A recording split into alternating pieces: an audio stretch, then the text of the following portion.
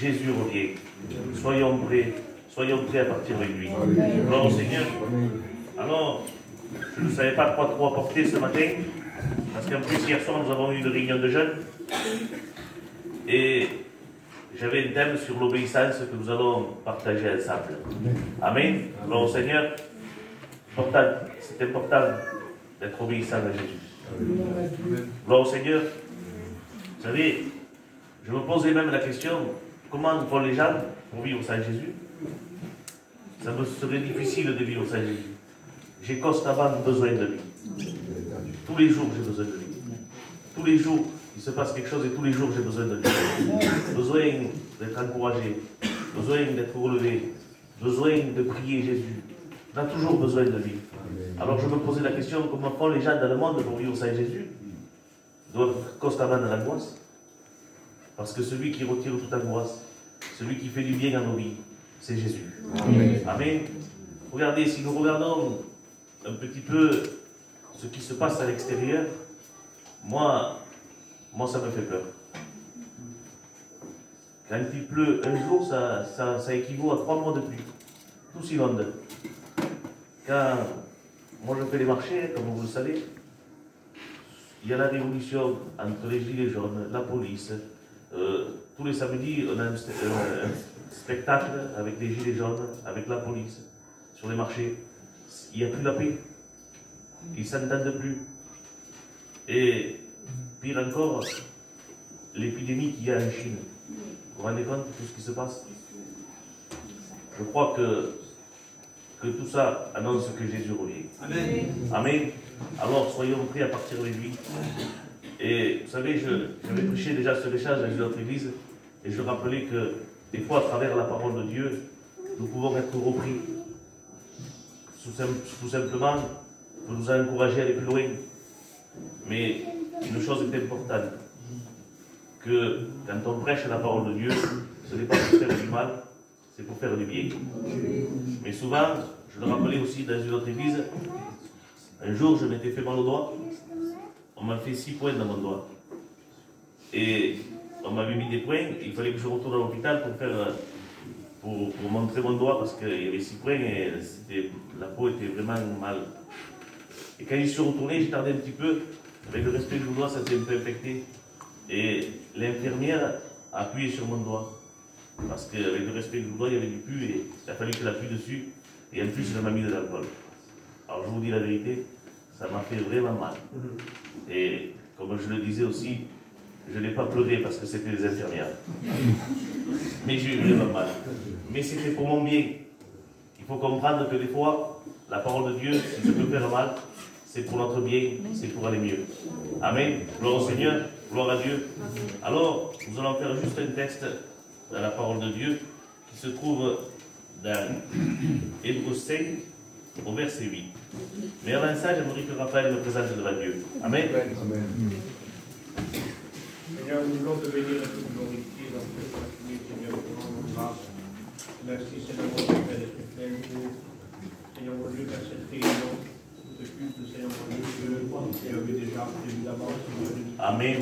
nous connaissez avant la fondation de Dieu, Seigneur, nous te rendons grâce, Seigneur, parce que c'est une grâce pour chacun d'entre nous, Seigneur, d'être rassemblés dans ce lieu. Et ce matin, Seigneur, mon Dieu, nous te présentons ton salut qui va accomplir ta parole. Nous demandons ta grâce, Seigneur, mon Dieu, de l'épauler. Amen. De lui donner, Seigneur, les capacités, de lui donner les forces, la facilité, Seigneur, de pouvoir exprimer, de nous l'épaule dans son cœur, Seigneur, mon Dieu, que nous soyons chacun d'entre nous attentifs, Seigneur, et réceptifs au mot, Seigneur, mon Dieu, que nous avons chacun d'entre nous besoin de persévérer encore jusqu'à ce que nous viennent chercher. Dans le nom de Jésus, Amen. Amen. Gloire au Seigneur. Nous faisons la lecture ensemble.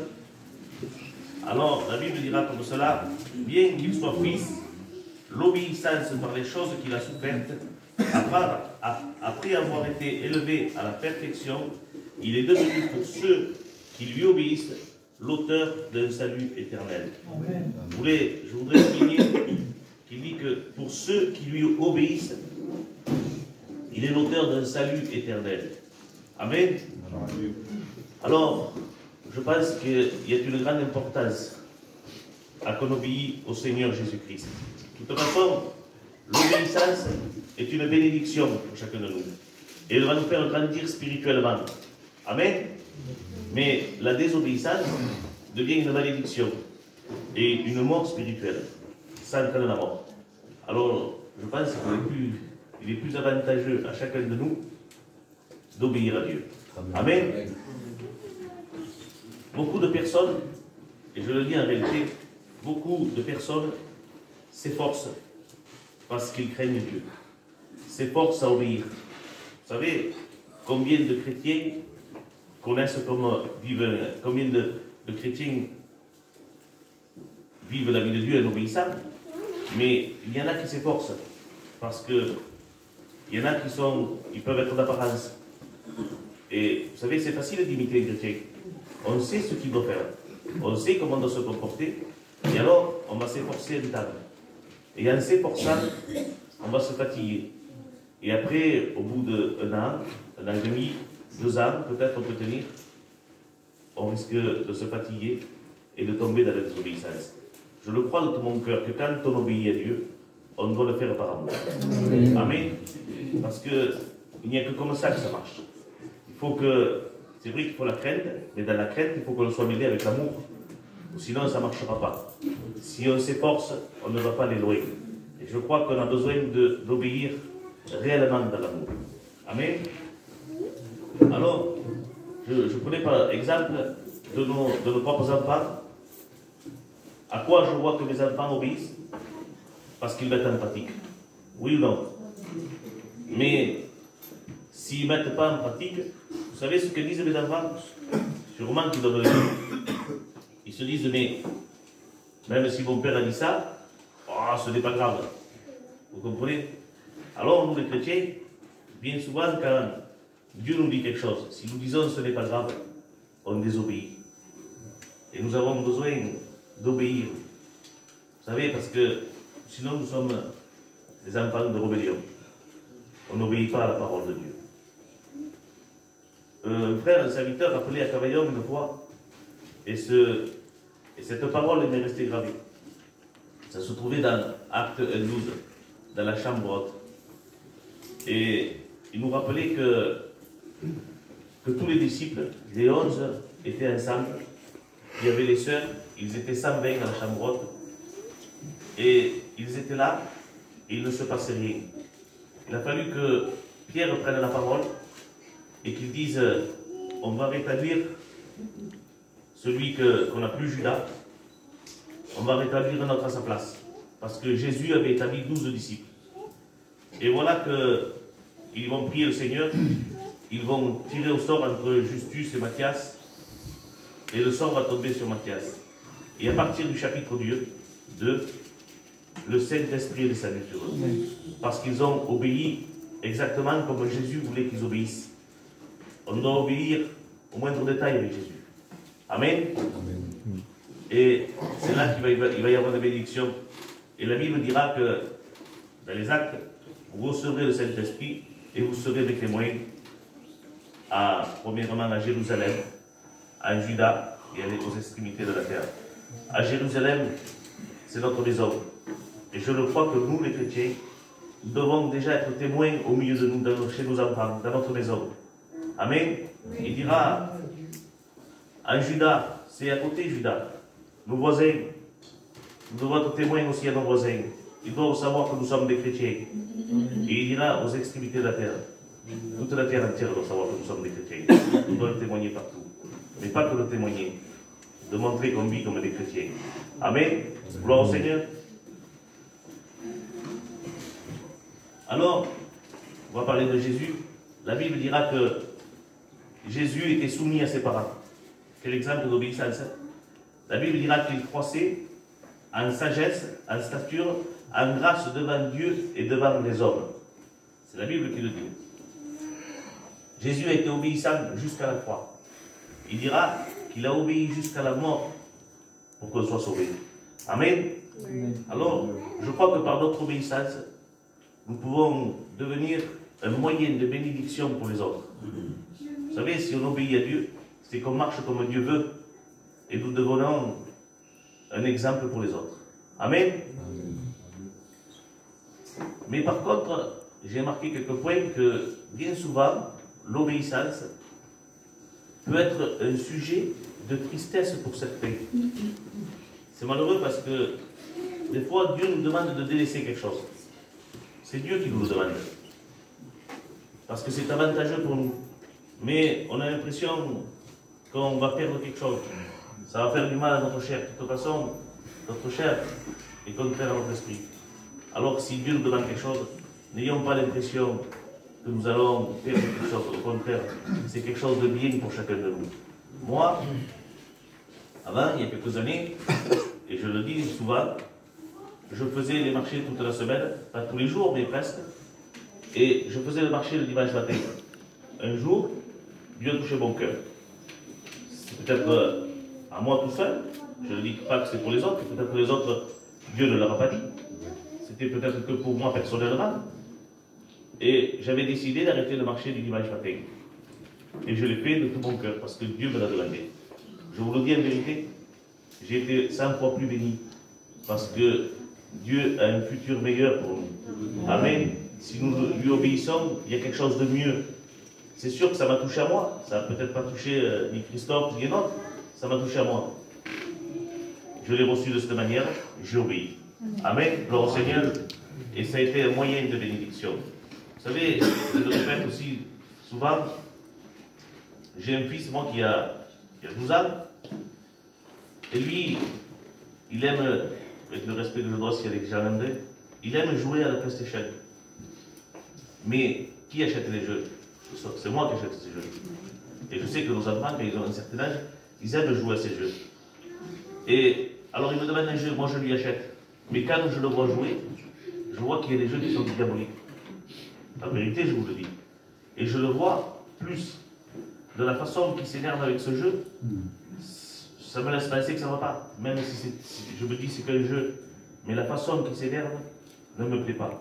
Alors vous savez ce que j'ai fait? Un jour, je lui ai pris, j'ai dit, écoute, ce jeu, je t'interdis de jouer. Mon fils, comment il a réagi? Il a dit, mon père m'interdit, il est devenu triste de jouer à des jeux. Mais en réalité, c'est pour son bien. Et vous savez, comme c'est pour son bien, alors, on sait très bien, l'autre fois j'avais entendu un témoignage que sur les jeux, il y a des enfants qui se sont vraiment du mal par rapport à ces jeux. Alors, si je lui dis, c'est pour son bien. Aujourd'hui, vous savez comment il fait? Aujourd'hui, si le jeu, il voit que ça l'énerve, de lui-même, je n'ai plus besoin de lui dire. Il a compris le système. Amen. Amen. Alors, si Dieu nous demande quelque chose, sachez-le que c'est pour notre bien. Amen. Amen. Gloire au Seigneur. Alors, il y a un verset aussi de la parole de Dieu qui dira « Mieux vaut la fin d'une chose que son commencement ». C'est vrai. Il vaut mieux mal commencer et bien finir avec Dieu. Vous savez, il y a un homme, lui, qui a bien commencé, mais a très mal fini. Il y a des hommes de Dieu qui ont bien commencé avec Dieu, mais ont très mal fini. C'est un danger, ça. Parce que l'important, c'est la fin. L'important, c'est de ne pas manquer le voyage, de ne pas manquer le départ avec Jésus. Amen. Alors, nous allons parler un petit peu de cet homme de Saül. Saül, ça se trouve dans le livre de Samuel. Il dira que Saül va devenir roi. C'est quelque chose de très bien. Il a été choisi, il est devenu roi. Il a très bien commencé. Il va gagner des victoires. Il va faire ce qu'il vaut. Mais à un moment donné, vous allez voir, c'est dans, je crois que c'est 1 Samuel 15, Dieu va lui demander quelque chose. Il va lui demander de lui obéir tout simplement. Alors Dieu va donner un ordre, il va dire, écoute, Saül, va combattre les Amalécites. Passe tout par interdit. Ça veut dire que tu tueras les hommes, les femmes, les nourrissons et tout le bétail. C'est Dieu qui demande ça à Saül. Et il dit, je te donnerai la victoire. Voilà que Saül va au combat. Dieu donne la victoire. Parce que c'est Dieu qui donne la victoire.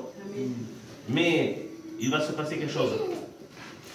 Saül va remporter cette victoire, mais il ne va pas obéir à Dieu. Il va garder le roi et il va garder le meilleur du troupeau. Alors voilà qu'il désobéit. Mais regardez la réponse de Saül à un moment donné. Le prophète Samuel va le rencontrer. Le lendemain, la Bible dira qu'il va le voir. Vous savez, quand le prophète se déplace, c'est qu'il s'est passé quelque chose. Il y a toujours, quand le prophète vient, c'est qu'il s'est passé quelque chose. Alors, Saül va l'accueillir. Regardez de la façon qu'il l'accueille. Il va dire, sois béni de l'Éternel.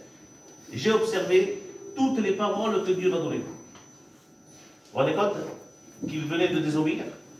Il avait gardé le roi et les meilleurs propos. Vous savez, la désobéissance vous amène au mensonge. Quand on désobéit, on commence à pécher et on continue avec le mensonge. Mais ça ne dure pas longtemps, parce que bien souvent, la désobéissance, le péché nous rattrape. Et ça ne reste pas inconnu. Vous allez voir que Samuel va dire à un moment donné, si vous lisez l'histoire, qu'est-ce que c'est que j'entends, lui? Qu'est-ce que c'est que ce bruit que j'entends, ce bêlement de brebis? Vous vous rendez compte? Ça n'a pas duré longtemps. Et voilà la réponse de Saül quand on désobéit. Mais c'est à cause du peuple qui veut faire un sacrifice pour l'Éternel. Alors, ce n'est plus sa faute. Et quand on commet quelque chose, mais ce n'est pas de ma faute. Vous savez, il y a certaines personnes qui, des fois, commettent des choses. Et ça peut arriver chez les chrétiens. Moi, je l'ai vu, qui ont parlé mal, qui ont dit des mauvaises choses. Et quand je leur ai posé la question, mais qu'est-ce qui lui était arrivé? Ben, ce n'est pas ma faute. C'est la faute à mon fils. Mais ce n'est pas ma faute, c'est la faute à ma femme. Ou ce n'est pas ma faute, c'est la faute au chrétien qui est à côté de moi à la réunion. C'est jamais de notre faute. Vous savez, c'est là qu'il va dire, vaut mieux l'obéissance au sacrifice. En réalité, ça ne nous sert à rien d'avoir une apparence, d'être peut-être le premier qui prie dans l'église, le premier qui chante dans l'église, d'avoir sa Bible sous le bras, si en réalité on désobéit à Dieu. Il vaut mieux que tu paraisses moins dans l'église, mais que tu sois plus dans l'obéissance. Amen, gloire au Seigneur. Mais, pour ne pas trop tarder, comment a fini Saül? Eh bien, Saül avait bien commencé, mais il a commencé à désobéir. Après, la Bible dira qu'il fallait que David vienne pour jouer de l'art parce qu'il était tourmenté par un esprit. Il va finir à aller voir une sorcière, on va dire, pour savoir les venir. Et vous savez comment il a terminé? Eh bien, quelque part, il s'est suicidé, il s'est jeté contre son épée. Voilà comment finit Saül. Et si on regarde réellement, qu'est-ce que nous représente l'épée? L'épée est la parole de Dieu. Avec cette épée que Saül combattait les ennemis, cette épée, Saül peut-être protégeait ses frères avec son épée de l'ennemi. Cette épée même, c'est lui qui s'est jeté contre elle pour mourir. Et en réalité, l'épée est la parole de Dieu. Dans le jardin d'Éden, si on se rappelle, qu'est-ce que va donner comme ordre Dieu? Il va dire, vous pouvez manger de tous les arbres qu'il y a, de tous les fruits, mais vous ne toucherez pas à un seul arbre, celui de la connaissance du bien et du mal. Ce n'est pas la parole de Dieu. Il dit que le jour où tu en mangeras, tu mourras. C'est ce qui est arrivé à Saül. Il s'est jeté contre sa propre épée. Si on désobéit à Dieu, on pêche et on meurt. Alors, j'ai souligné une autre personne que lui a mal commencé, mais a très bien fini. Amen. C'est tout simplement Jonas. Jonas était un prophète. Et en quelque sorte, Dieu va dire à Jonas, va prêcher la repentance à Ninive. Alors on voit que Jonas refuse. Jonas refuse pourquoi? Parce que Ninive est la capitale de la Syrie, et on sait très bien que c'est l'ennemi des Juifs. Alors Jonas ne voulait pas prêcher la repentance chez eux, parce qu'il avait quelque chose contre eux, sûrement. Alors il s'est dit non, je n'irai pas. Alors qu'est-ce qu'il va faire Jonas? Il va aller à Jaffo, et il va partir au sens contraire, il va partir à Tarsis, lui. Et vous savez, quand on désobéit, là aussi on a payé une conséquence. Alors, qu'est-ce qui va se passer? Il va se lever une tempête. Et quand il se lève une tempête, on voit Jonas au fond du bateau, il dort lui. Vous savez, quand on désobéit à Dieu, je ne sais pas si c'est arrivé à quelqu'un, mais des fois, quand on ne fait pas les choses comme il faut, il nous vient comme une petite angoisse, comme un petit poids au fond de notre cœur. Et ce poids, vous savez, quand on a l'angoisse avec ce petit poids, on n'a envie que de dormir. On n'a pas envie d'être réveillé. Et c'est ce qui arrive à Jonas. Il est au fond de la cale, lui, complètement endormi. Vous savez que la désobéissance ne nous touche pas à nous tout seuls. Regardez Jonas. C'est pas que pour nous seulement le problème quand on désobéit. Jonas, lui, a désobéi et les marins vont perdre toute leur cargaison. Ils vont mettre leur vie en danger à cause de Jonas. Parce que lui a désobéi. Quand on désobéit, ça ne reste pas inconnu, comme je vous ai dit. Les marins vont comprendre, ils vont chercher Jonas, ils vont dire à lui aussi, prie ton Dieu. Et Jonas va avouer son problème. Et je le répétais aussi, quand on désobéit dans un foyer, on peut mettre notre famille en danger. Pas en danger de mort, mais en danger de les éloigner de Dieu. Parce qu'éloigner notre famille de Dieu, c'est un danger pour eux. Alors prenons garde. Amen. Peut-être que ce soir, ce matin, je parle de la désobéissance. Peut-être qu'il y a quelqu'un au milieu de nous qui a peur que Dieu lui demande quelque chose et que peut-être il insiste. Alors je te le dis en vérité, si Dieu te demande quelque chose, si Dieu te parle, c'est parce qu'il y a un meilleur futur pour toi. C'est parce qu'il y a une grande bénédiction pour toi. Des fois, nous n'arrivons pas à renoncer pour une petite chose. Que Dieu veut nous donner des grandes choses. Alors réfléchissons. La parole de Dieu n'est pas prêchée en vain. Si ce matin on parle d'obéissance, c'est que Dieu nous demande quelque chose. Amen. Alors, j'imagine un peu Jonas, et je me mets à sa place. S'il m'arrive un cas comme ça, je ne sais pas, Jonas aurait pu réfléchir, je ne sais pas, il était tellement déprimé qu'il n'a pas réfléchi, mais il aurait pu dire aux marins, faites demi-tour et vous allez voir que la tempête va s'arrêter. C'était pas plus simple. Des fois, quand on est trop déprimé, quand on désobéit, on dirait qu'on n'arrive plus à se repentir. Et c'est plus facile de reconnaître son erreur et de se repentir, non? Qu'est-ce que ça coûte de reconnaître son erreur? Je peux faire une erreur, mais l'important que ça coûte, je me repars et Dieu nous aime. Dieu aime la repentance parce qu'on se repart et Dieu nous bénit. C'était facile pour Jonas. Faites demi-tour, ramenez-moi à Ninive et vous allez voir que tout ira bien.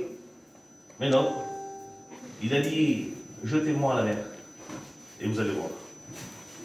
Des fois, on n'arrive pas. Des fois, nous n'arrivons pas à nous repentir. Nous préférons mourir. Comme Jonas.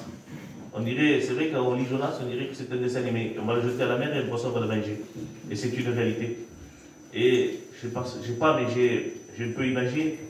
Et j'étais là et je pensais, je me disais, mais quand même, parce que l'histoire est vraie, il s'est retrouvé dans le ventre de poisson, dans le noir, avec le respect que je vous dois, cette mauvaise odeur. Écoutez, j'ai qu'à imaginer, je me mets là, je suis dans le noir, dans un ventre de poisson, avec cette mauvaise odeur, je ne peux même pas respirer. Je vous dis, déjà la peur, je prends une peur terrible, cette mauvaise odeur qui m'empêche de respirer, je meurs. C'était la mort. Et il a fallu des fois, bien souvent, des personnes, il faut qu'ils atteignent le plus profond pour arriver à comprendre qu'ils ont besoin de se repentir. Amen. Amen. Alors n'attendons pas. Nous avons quelque chose. Repentons-nous. Amen. Et qu'est-ce qui va se passer? Eh bien, Jonas, il va se repentir. Il va dire, je l'ai noté, il dira, dans ma détresse, j'ai invoqué l'Éternel. Et il m'a exaucé. Dans le séjour des morts, il dit, j'ai crié et il a entendu ma voix. Amen. Amen. Dieu n'est pas sourd. Et je le crois, que même dans le pire, on peut se trouver. Crions à Dieu et il nous entend. Vous savez, il a peut-être mal commencé, Jonas, mais il a très bien fini. Parce qu'il a été un moyen de bénédiction pour le peuple de Ninive. Amen. Gloire au Seigneur. Nous allons aller plus loin. Et nous allons parler. Vous savez, quand nous sommes des chrétiens engagés, je le crois de tout mon cœur, qu'on reconnaît ce qui est bien et ce qui est mal. Non? Nous connaissons. Je le crois. C'est vrai qu'on corrige souvent des choses dans nos vies. Parce que moi, ça fait une vingtaine d'années que je suis chrétien. Mais en 20 ans, il y a des choses que j'ai corrigées il n'y a pas longtemps. Parce que ça nous forme. Mais on sait comment il faut vivre, oui ou non. On ne peut pas dire à quelqu'un tous les jours lui répéter la même chose. Ne fais pas ça, ne fais pas ça, ne fais pas ça. On doit savoir à un moment donné. Alors, j'ai pris un exemple dans la parole de Dieu. Un homme qui s'appelle Joseph, vous le connaissez tous. Eh bien, j'ai remarqué que dans Joseph, dans aucun moment, Dieu lui dit, fais attention à ça, fais attention à l'autre. Lui, il sait. Lui, il sait. Parce qu'on voit ce qui est écrit. La Bible dira que Joseph était aimé par son père parce qu'il avait fait des tuniques de plusieurs couleurs. Et ses frères l'ont haï dans son cœur. À un moment donné, il va faire des songes. Alors, il va faire des songes qui ne vont pas plaire à ses frères. Ils vont le haïr davantage. Ils vont même désirer dans leur cœur de le faire mourir. Et nous allons voir la suite. Pourtant, vous savez, Joseph, lui, ramenait les mauvais propos de ses frères. C'est vrai qu'on dirait que c'est pas bien. Mais ce que faisait Joseph ne le faisait pas pour le mal. Il le faisait pour que ses frères s'arrangent dans leur vie. Il ramenait ses mauvais propos. Aujourd'hui, si on ramène un mauvais propos de quelqu'un, on a l'impression qu'on trahit tout le monde. Mais si c'est pour t'arranger dans ta vie, moi j'aime bien ramener un mauvais propos. Si mon frère va s'arranger. Parce que le but c'est qu'il aille au ciel. Amen. Amen. Alors eux l'ont haï dans leur cœur, de plus en plus. Et à un moment donné, ils vont le vendre. Et la Bible dira qu'il va le vendre, il va devenir esclave de Potiphar. Vous savez, Joseph, on ne le voit pas se rebeller contre Dieu. Il aurait pu dire, pour faire le bien, je me retrouve esclave. Il aurait pu haïr Dieu, non? On ne voit pas ça écrit dans la Bible. Lui, Joseph, accepte la situation où il se trouve. Parce qu'il obéit à Dieu. Il est là, il sait que Dieu est avec lui. Et de toute façon, nous voyons que Dieu est avec lui parce que nous allons voir aussi que dans la maison de Potiphar, eh bien, il y a même une bénédiction dans la maison depuis qu'il y est. C'est parce que Dieu est avec lui. Nous sommes bien dans la situation où Dieu nous place. Amen. Mais nous, je le crois, que souvent, moi-même, on n'est jamais content, des fois. Parce qu'on n'aime pas un peu réfléchir dans notre vie. On veut toujours être au top niveau. Mais non, Dieu nous place où il nous place. Acceptons la situation. Amen. À un moment donné, vous allez voir que dans la maison de Potiphar, la femme de Potiphar veut le faire tomber dans un péché. Mais vous avez vu Joseph? À aucun moment il est écrit que Dieu lui parle. Attention Joseph, le péché couche à ta porte. Ils disent pas ça là. Joseph, lui, il le sait. Lui, il le sait que c'est un péché. Alors il préfère être forcément accusé et aller en prison. Vous savez pourquoi? Parce que lui aime Dieu. On n'a pas besoin d'y répéter les choses. Dieu le savait. Alors, il va en prison. Voilà qu'on l'abandonne en prison. Et il va rester longtemps en prison. Jamais il fait de reproches à Dieu, même dans la prison. Vous pouvez le lire. Hein? Voilà que dans la prison, il vient un échanson, un panetier. Et tous deux vont faire un songe. Je ne sais pas si vous imaginez. Hein? J'aimerais que se plonge dans l'histoire. Par rapport à ces songes qu'il avait fait pendant qu'il était avec son père, ça l'a entraîné jusque là. Si c'est moi, hein, je le disais l'autre fois, combien, et par rapport à des songes que j'ai révélés, je me retrouve en prison, il me revient 2 personnes dans la prison, ils me disent, tu peux me dire mon songe? Je dis non. La première chose que je dis, c'est non. Parce que je vais dire, tu te rends compte de ce que ça m'a coûté? Mais Joseph n'est pas comme moi. Lui, il connaît Dieu, il aime Dieu, plus que moi. Et il va dire des choses importantes. Il va dire le songe, toi tu seras rétabli, toi tu vas mourir. Et dire, souviens-toi de moi quand tu seras auprès de Pharaon, Et voilà qu'encore des années, ils vont leur donner. Mais au bout d'un temps, vous savez, quand on accepte notre situation, quand on se plaît où c'est que Dieu nous place, quand nous obéissons à Dieu, eh bien, ça finit par finir. Regardez Joseph. À un moment donné, juste en dessous de parole, il était un moyen de salut pour toute sa famille, parce qu'ils étaient dans la famine. Ils étaient dans la famine, il était un moyen de bénédiction. Alors je le crois, ce matin, la parole de Dieu, elle nous parle d'obéissance. De nous trouver bien où c'est que nous sommes. Des fois, ce n'est pas trop la joie, mais l'important, c'est que Jésus soit avec nous. Amen, gloire au Seigneur, gloire à Dieu. Alors vous savez, sur ces quelques mots, je vais terminer la parole de Dieu. Et je crois que nous allons prier le Seigneur. Et sachez-le, que si Dieu vous demande quelque chose, obéissez. Même si vous avez l'impression que ça ne sert à rien d'abandonner ça.